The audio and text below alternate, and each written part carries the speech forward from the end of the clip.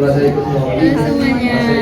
perkenalkan nama saya Putri Syakirana Dewi Arbawa. Saya absen 26 dari kelas 12H. Perkenalkan nama saya Lana Ozora Luki, absen 17 dari kelas 12H. Hari ini kami akan menjawab soal yang sudah diberikan oleh Pak Mas. Kali ini saya akan menjelaskan soal yang pertama. Jadi yang pertama itu kita disuruh menentukan resultan pada muatan Q3. Nah, jadi pertama saya itu mengidentifikasi muatannya dulu. Yang pertama itu Q1 itu plus 4Q. Kenapa plus 4? Karena dia berada di sumbu Y yang positif. Terus Q2 itu plus 3Q. Kenapa plus 3Q? Karena dia berada di sumbu X yang positif. Terus yang terakhir adalah Q3 yaitu plus Q karena dia ada di titik besar. Nah, untuk menghitung muatan pada masing-masing muatan, kita menghitung gaya pada masing-masing muatan itu kita pakai gaya kolom.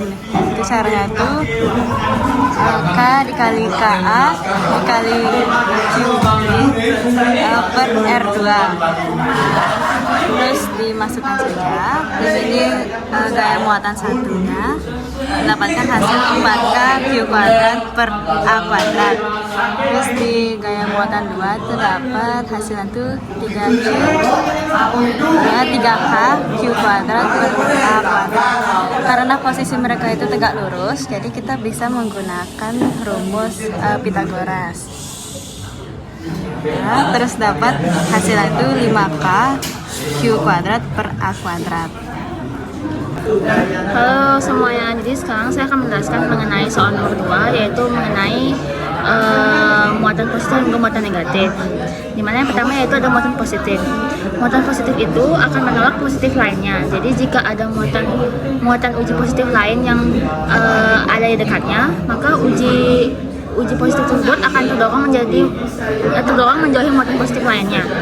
Dimana akhirnya setelah dari hasil tersebut terbuktilah bahwa arah vektor dari muatan positif adalah keluar dari muatan positif. Ini merupakan contoh dari pergerakan muatan positif. Kemudian yang kedua yaitu ada muatan negatif.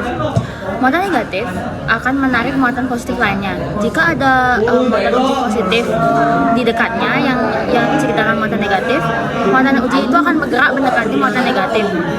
Dan setelah dari hasil tersebut pun akan memperoleh hasil arah vektor tersebut bahwa muatan negatif menuju muatan negatif lainnya.